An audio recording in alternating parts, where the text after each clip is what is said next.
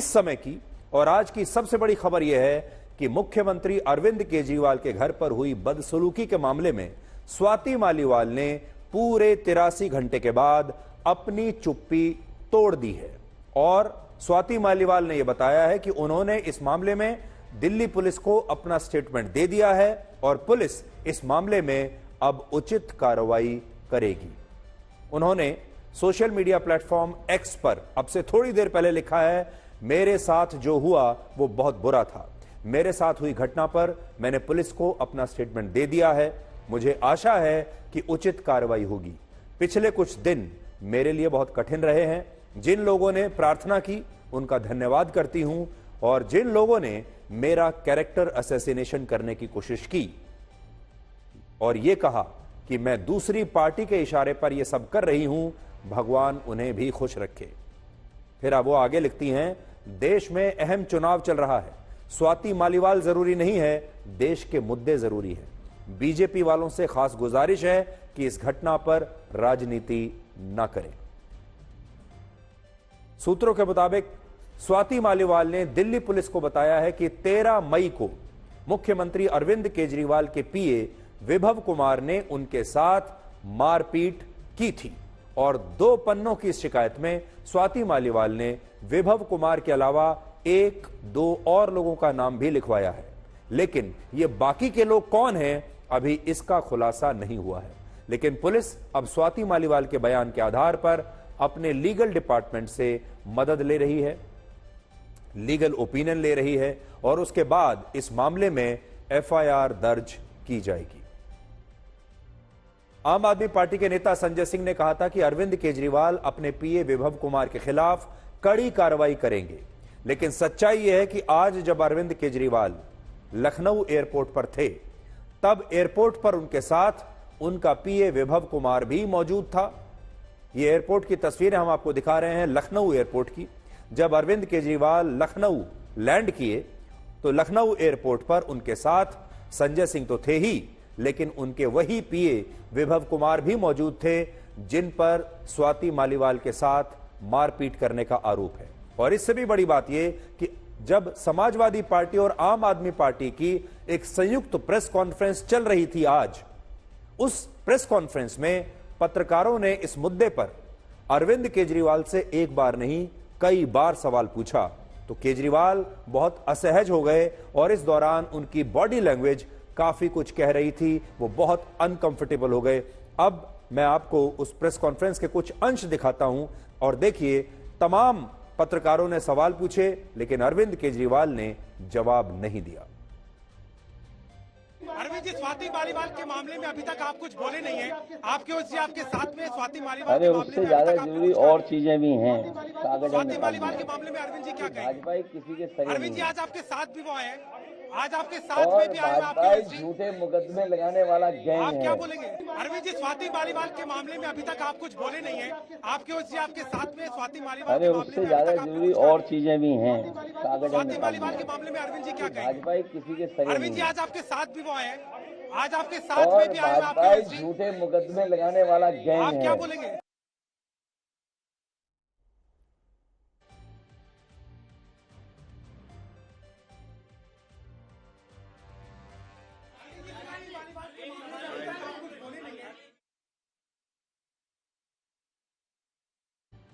आपके साथ में स्वाति मालीवाल के मामले में अभी तक अरे उससे ज्यादा जरूरी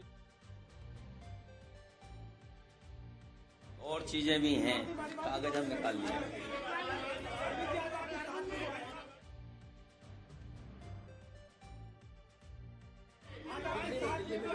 भाजपा किसी के सगे नहीं है।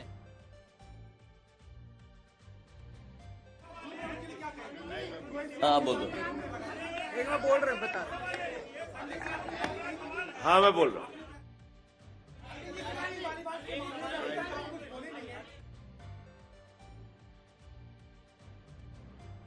आपके साथ में स्वाति मालीवाल के मामले में अभी तक अरे उससे ज्यादा जरूरी और चीजें भी हैं। कागज हम निकाल लिए। तो सवाल अरविंद केजरीवाल से पूछा जा रहा था लेकिन अरविंद केजरीवाल जवाब देने के लिए तैयार नहीं है। बहुत नर्वस उस समय वो लग रहे थे। माइक उन्हें अपने सामने लेना चाहिए था। आरोपों का जवाब खुद देना चाहिए था। उन्होंने एक बार माइक खिसका दिया अखिलेश यादव की तरफ और दूसरी बार माइक खिसका दिया अपने इधर दूसरी तरफ बैठे संजय सिंह की तरफ। यहां आपको अखिलेश यादव का यह बयान भी नहीं भूलना चाहिए जो कह रहे थे कि इस मुद्दे से जरूरी और भी चीजें हैं। सुनिए एक बार फिर से। अरविंद जी स्वाति मालीवाल के मामले में अभी तक आप कुछ बोले नहीं है। आपकी ओर से आपके साथ में स्वाति मालीवाल के मामले में अभी तक अरे उससे ज्यादा जरूरी और चीजें भी हैं, कागज हम निकाल लिए। अखिलेश यादव के पिता और दिवंगत नेता मुलायम सिंह यादव ने भी, आज मुझे याद आया, एक बार कहा था कि लड़कों से गलती हो जाती है और अब अखिलेश यादव ने भी आज बिल्कुल उसी तरह की बात की है जिस पर बहुत विवाद हो रहा है। अखिलेश यादव का यह कहना कि स्वाति मालीवाल के मुद्दे से भी जरूरी और मुद्दे हैं, यह अपने आप में बताता है कि एक महिला सांसद के साथ अगर इस तरह का दुर्व्यवहार होता है उसे लेकर अखिलेश यादव जैसे नेता बिल्कुल भी गंभीर नहीं है। और संजय सिंह का जब बयान इस पर आया, अरविंद केजरीवाल ने थोड़ी देर के बाद माइक जो है संजय सिंह के सामने कर दिया। संजय सिंह ने भी इस पर कोई जवाब नहीं दिया और संजय सिंह ने कहा कि जो लोग हमसे ये बात करते हैं वो जो पार्टी है वो पहले बृजभूषण शरण सिंह के मामले पर जवाब दे, वो पहले मणिपुर में जो घटनाएं हुई उस पर पहले जवाब दे, और उन्होंने इस मामले को दूसरी तरफ दे दिया। सबसे बड़ी बात यह है कि अरविंद केजरीवाल और संजय सिंह ने इस आरोप का एक भी स्पष्ट जवाब नहीं दिया इस पूरी प्रेस कॉन्फ्रेंस में। प्रधानमंत्री नरेंद्र मोदी के सबसे सॉलिड इंटरव्यू का सबसे सॉलिड विश्लेषण आपके लिए करेंगे और इस विश्लेषण को आप इन 5 बातों से आज समझ सकते हैं। पहला, यह प्रधानमंत्री मोदी का चुनाव प्रचार वाला इंटरव्यू नहीं है और इसमें उन्होंने कई बड़ी और गहरी बातें कही हैं। दूसरा, यह इंटरव्यू एक फिल्म के बराबर है और इसकी ड्यूरेशन है 1 घंटे 37 मिनट। तीसरा, यह प्रधानमंत्री मोदी का पहला ऐसा अनफिल्टर्ड इंटरव्यू है जिसमें उन्होंने अपने मन की बात की है और यह इंटरव्यू उन्होंने दिल से दिया है, दिल की गहराइयों से दिया है। चौथा, यह हिसाब किताब और आंकड़ों वाला इंटरव्यू है। और पांचवा, यह कमिटमेंट वाला इंटरव्यू है जिसमें प्रधानमंत्री मोदी ने कहा है कि वो उस आरक्षण के खिलाफ अपना पूरा जीवन खपा देंगे जिसकी नींव धर्म के आधार पर रखी गई है। हिंदू मुस्लिम की राजनीति से लेकर अडानी और अंबानी को लेकर प्रधानमंत्री मोदी पर जो भी आरोप लगते हैं उन सभी मुद्दों पर हमने इस इंटरव्यू में उनसे सवाल पूछे हैं। उन पर तानाशाही के आरोप क्यों लगते हैं, देश में रोजगार की स्थिति क्या है, क्या सरकार ईडी और सीबीआई का दुरुपयोग कर रही है और प्रधानमंत्री मोदी प्रेस कॉन्फ्रेंस क्यों नहीं करते, ये सारे सवाल इस इंटरव्यू में उनसे पूछे गए हैं। और उन्होंने भी ये बताया कि कौन सी बातें उन्हें सबसे ज्यादा दुख देती हैं, कौन सी बातें उन्हें सबसे ज्यादा खुशी देती हैं। और ये एक ऐसा एक्शन पैक्ड इंटरव्यू है जिसमें उनके कटाक्ष और वन लाइनर्स की बड़ी चर्चा हो रही है। तो सबसे पहले आपको हम एक छोटा सा अंश इस इंटरव्यू का दिखाते हैं। राहुल ने सर जो ये अमीरी गरीबी की बात की, कौन राहुल? हमारे वाले राहुल। तो वो आपके वाले नहीं है। आज सर फॉर्म में एकदम। हाँ सर एकदम फॉर्म में, लेकिन मैं दूसरे वाले राहुल की भी बात करता हूँ। मैं तो चाहता हूं कि आप लोगों ने विश्व भर से अलग अलग मीडिया हाउसेस को यहाँ इनवाइट करना चाहिए। चुनाव में 2 हेलीकॉप्टर उनके लिए ले लेना चाहिए। कुछ गलत नहीं है जी। आपने अच्छा आइडिया दिया, अगले बार के लिए आपके कटाक्ष और आपके वन लाइनर्स याद रहेंगे। और अब हम आपको जल्दी से T20 स्टाइल में इस इंटरव्यू की 20 बड़ी बातें बता देते हैं और ध्यान से आप सुनिएगा। पहली बात, अडानी और अंबानी के आरोपों पर प्रधानमंत्री ने कहा है कि देश का मान बढ़ाने वाले वेल्थ क्रिएटर्स और पूंजीपतियों का सम्मान होना चाहिए जो कि कॉर्पोरेट जगत को एक कंफर्ट देगा। दूसरा, मैंने आज तक ना कभी हिंदू मुसलमान की राजनीति की है और ना ही कभी भविष्य में ऐसा करूंगा। तीसरा, जब तक मोदी जिंदा है तब तक भारत में धर्म के आधार पर किसी को आरक्षण नहीं मिलेगा। चौथा, भ्रष्टाचार का पर्दाफाश करने वाले ईडी को वही लोग बदनाम कर रहे हैं जो भ्रष्टाचार में खुद फंसे हैं। पांचवा, भारत में एक देश एक चुनाव की व्यवस्था लागू होनी ही चाहिए। छठा, यूनिफॉर्म सिविल कोड के कानून से भारत की धर्मनिरपेक्षता को कोई खतरा नहीं है। सातवां, रमजान के महीने के दौरान गाजा में बमबारी को रुकवाने के लिए प्रधानमंत्री मोदी ने अपने एक विशेष प्रतिनिधि को इजरायल की सरकार के पास ये आग्रह करने के लिए भेजा था। आठवां, अगर भारत का हित रशिया से सस्ती दरों पर कच्चा तेल खरीदने में है तो भारत ऐसा अवश्य करेगा। नौवां, लोग पूछते हैं कि सरकार सुप्रीम कोर्ट को मैनेज क्यों नहीं कर पाई, और जब लोग ये सवाल पूछते हैं तो उनका अर्थ ये होता है कि पहले की सरकारें अदालतों को मैनेज कर लिया करती थी। 10वां, चुनाव आयोग जब अब स्वतंत्र है, जबकि पहले चुनाव आयोग के लोग सांसद और गवर्नर बनते थे। 11वां, पिछले 10 वर्षों में सरकार की 13 योजनाओं से 51 करोड़ रोजगार पैदा हुए हैं। 12वां, इन चुनावों में सबसे ज्यादा खुशी तब हुई जब श्रीनगर में वर्ष 1996 के बाद मतदान का रिकॉर्ड टूटा, और रिकॉर्ड मतदान इस बार श्रीनगर में हुआ है। 13वां, मोदी की सरकार धर्म के आधार पर भेदभाव नहीं करती और ना करेगी। 14वां, 400 पार का नारा हमारा संकल्प है और मैं पहला ऐसा नेता हूं जो इसकी जिम्मेदारी भी ले रहा हूं। 15वां, अब तक के चुनाव में हुए कम मतदान के आधार पर नतीजों का आकलन करना गलत है। 16वां, संविधान की धज्जियां उड़ाने वाला गांधी परिवार आज संविधान को बचाने की बात कर रहा है। 17, चुनाव अपने विचारों को लोगों तक ले जाने का एक अवसर होता है, इसलिए चुनाव में मैं कभी थकता नहीं। 18वां, मैं कभी कंफर्ट जोन में नहीं जाता, क्योंकि कंफर्ट जोन उस सीधी सड़क की तरह होता है जिस पर सबसे ज्यादा हादसे होते हैं। 19वां, इस बार मैं अपने तीसरे कार्यकाल के 100 नहीं बल्कि 125 दिनों का रोड मैप तैयार कर रहा हूं, शुरुआती 125 दिनों का, और ये अतिरिक्त 25 दिन देश के युवाओं के लिए हैं, जिनमें युवाओं को लेकर बड़े फैसले होंगे। और 20वीं बात प्रधानमंत्री ने यह कही कि वो एक विरक्त इंसान हैं और वो खुद को कुछ नहीं मानते और उनके लिए देश ही सब कुछ है, मोदी कुछ नहीं। सबसे बड़ी बात यह कि यह प्रधानमंत्री मोदी का अब तक का पहला ऐसा इंटरव्यू है जिसमें उनसे अडानी और अंबानी के आरोपों के बारे में पूछा गया और उन्होंने इसके जवाब में देश को एक नए परिवार के बारे में बताया है।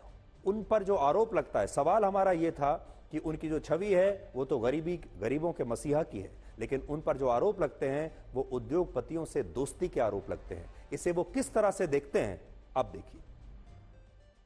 आपकी जो छवि है वो है गरीबों के मसीहा की छवि। हमने देखा महिलाएं कैसे रोने लगती हैं जब आप जाते हैं, गरीब महिलाएं कितना सुसाइड करती हैं। आपकी जो योजनाएं भी हैं वो सब 25 करोड़ लोगों को आपने गरीबी रेखा से बाहर उतारा।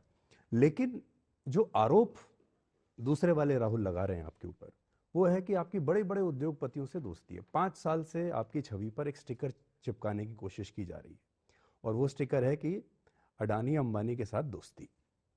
इस पर आप कैसे, और ये बिल्कुल ब्लैक और व्हाइट की तरह है कि आप कहां काम कहां कर रहे हैं। इस परिवार का प्रॉब्लम ये है कि ये बोझ में दबा हुआ परिवार है। नेहरू जी को गालियां पड़ती थी, बिरला टाटा की सरकार, पार्लियामेंट में देख लेंगे तो टाटा बिरला सरकार, टाटा बिरला सरकार, ये नेहरू जी लगातार सुनते आए थे। अब इस परिवार के प्रॉब्लम ये है कि जो गाली मेरे नाना को पड़ी वो मोदी को पड़नी चाहिए। तो वो सब चीज, वो राफेल क्यों लाए? मुद्दा राफेल नहीं था, उनको लगता था राफेल करूंगा तो बोफोर्स का पाप धोएगा, तो इसलिए वो लाए। साइकोलॉजिकल प्रॉब्लम है। इस चुनाव में वो इतनी मेहनत पहले कभी नहीं की, क्यों कर रहे हैं? उनको लगता है अगर मोदी तीसरी बार हो गया तो मेरे पिताजी की कोई इज्जत नहीं रहेगी, मेरी नानी की इज्जत, दादी की इज्जत नहीं रहेगी, ये तो नेहरू के बराबर हो जाएगा। वो हर चीज उसी से कंपैरिजन करते हैं और इसलिए गालियां, ये सब उन्होंने कहीं से उधारी ली हुई गालियां हैं। हाँ, बेईमानी की है तो फांसी पर लटका दो, गलत तरीके से दिया है तो फांसी पर लटका दो, लेकिन मैं मेरे देश में वेल्थ क्रिएटर की इज्जत करूंगा। मेरे देश के उज्जवल भविष्य के लिए जितना मैं पूज्य भाव से मेरे श्रमिक के पसीने की चिंता करता हूं, उतने ही भाज्य भाव से मैं पूंजीपति के पैसों का भी महत्व समझता हूं। ये बहुत बड़ी बात है। मेरे लिए पूंजीपति का पैसा हो, मैनेजमेंट करने वालों का दिमाग हो, परिश्रम करने वाले का पसीना हो, ये तीनों को एक परिवार के रूप में मैं देखता हूं, तब जाकर के विकास होता है। और हमें पूरा यकीन है कि प्रधानमंत्री मोदी के आज के इस बयान से देश के उद्योग जगत में लोगों को एक नया सुकून मिला होगा और लोगों के अंदर एक नया विश्वास पैदा होगा। प्रधानमंत्री मोदी ने कहा कि वो जब तक जिंदा हैं तब तक देश में धर्म के आधार पर आरक्षण की व्यवस्था को लागू नहीं होने देंगे। अब देखिए, जैसे ये एक नया चल पड़ा कि संविधान बदलने वाले हैं और ये अचानक से उन्होंने कहा और वो पिक कर गया। पिक कर गए थे तो मैं नहीं मानता हूं, लेकिन इस देश में ऐसा भी झूठ चल सकता है, सिर पैर नहीं पूछ रही जी। उनकी बेटी लाई, प्रधानमंत्री थी वो, बेटी ने क्या किया, कोर्ट ने जजमेंट दिया कि भाई आप पार्लियामेंट मेंबर नहीं रह सकते, तो कोर्ट के जजमेंट को उलट कर दिया। देश में आंदोलन चला तो उन्होंने इमरजेंसी लगा करके सारे सब अखबारों को बंद कर दिया। उसके बाद उनके बेटे आए, साहबानों का जजमेंट आया, उन्होंने सुप्रीम कोर्ट के जजमेंट को उलट दिया, वे संविधान को बदला उन्होंने। फिर उन्होंने एक कानून लाए, जो कानून था मीडिया पर रिस्ट्रिक्शन का। देश भर में विपक्ष थोड़ा मजबूत हुआ था, मीडिया भी वाइब्रेंट होने लगा था, सब टूट पड़े कि हम फिर से इमरजेंसी नहीं आने देंगे। डर करके मारे उनको फिर वो विड्रॉ करना पड़ा। फिर उनके साथ बेटे आए तो रिमोट कंट्रोल से सरकार चल रही थी, रिमोट कंट्रोल सरकार गई, प्रधानमंत्री भी थे पद पर। संविधान की कोख से सरकार बनी थी। सरकार मुझे पसंद है नहीं पसंद नहीं चलता है, वो भारत के लोकतंत्र के द्वारा संविधान की कोख से पैदा हुई सरकार थी। संविधान की कोख से कैबिनेट बनी थी। उस कैबिनेट ने एक निर्णय किया और एक शहजादा प्रेस कॉन्फ्रेंस बुला करके कैबिनेट के निर्णय की धज्जियां उड़ा देता है। और इसलिए मैं आज डंके की चोट पर लोगों को कहता हूं कि मोदी जिंदा है तब तक जो संविधान सभा की मूल भावना है कि धर्म के आधार पर आरक्षण नहीं होगा, मैं इसके लिए लड़ाई लड़ूंगा, मेरी जान खपा दूंगा मैं इसके लिए। यहां प्रधानमंत्री मोदी ने बहुत बड़ी बात कही है जो कि उनके फैंस जो हैं खास तौर पर उनको बहुत पसंद आएगी, और उन्होंने कहा है कि जब तक मोदी जिंदा है तब तक धर्म के आधार पर आरक्षण को नहीं होने देंगे। प्रधानमंत्री मोदी ने कहा है कि अदालतों को पिछली सरकारों में मैनेज किया जाता था, जबकि अब ऐसा नहीं होता। इस चुनाव के दौरान और उससे पहले भी विपक्षी पार्टियां ये आरोप लगाती हैं कि लोकतंत्र हिंदुस्तान में खतरे में है। वो कहती हैं कि जो डेमोक्रेटिक इंस्टीट्यूशंस हैं वो पहले से कमज़ोर हो गई हैं। यहाँ तक कि आप पर तानाशाह, डिक्टेटर होने का भी आरोप लगता है। इसको आप कैसे देखते हैं कि मतलब ये कहा जाता है कि लोग आपसे बहुत डरते हैं और खौफ में। उन इंस्टीट्यूशंस का नाम बताइए जिसके कारण पता चले। नहीं, जैसे उनको लगता है कि सुप्रीम कोर्ट शायद कमज़ोर हो रहा है, या फिर लेजिस्लेचर में जिस तरह की बहस होनी चाहिए पहले होती भी थी, वो फटाफट बिल पास हो जाते हैं, इतने कमिटीज़ भी नहीं जाते। इस तरह उनको लग रहा है कि डेमोक्रेटिक बैकस्लाइडिंग हो रही है। दुर्भाग्य है कि कांग्रेस का ये परिवार, उनके लिए लोकतंत्र मतलब उनका सत्ता में होना, वे आज भी ये स्वीकार करने को तैयार नहीं है कि 2014 से इस देश में कोई दूसरी सरकार देश के ने चुनी है। प्रणब मुखर्जी कहते थे, आपने उनकी किताब में देखा होगा, कि मेरे साथ जो उन्होंने काम किया वो कितना डेमोक्रेटिक वे में काम हुआ, राष्ट्रपति की इंस्टीट्यूशन की कितनी प्रतिष्ठा हमने बढ़ाई है। सुप्रीम कोर्ट, मुझे बताइए, ऊपर से लोग कहते हैं कि सरकार की तो सुप्रीम कोर्ट में कुछ चलती ही नहीं है, हम पर तो आरोप ये है जी। और उसमें हम लोग एबिलिटी के लिए क्वेश्चन किया जा रहा है। इसका मतलब पहले कुछ एबल लोग थे जो जुडिशरी को मैनेज करते थे और वो इंस्टीट्यूशन ठीक थी। मैं मानता हूं मुझे क्यों मैनेज करना चाहिए, कानून का काम करेगा।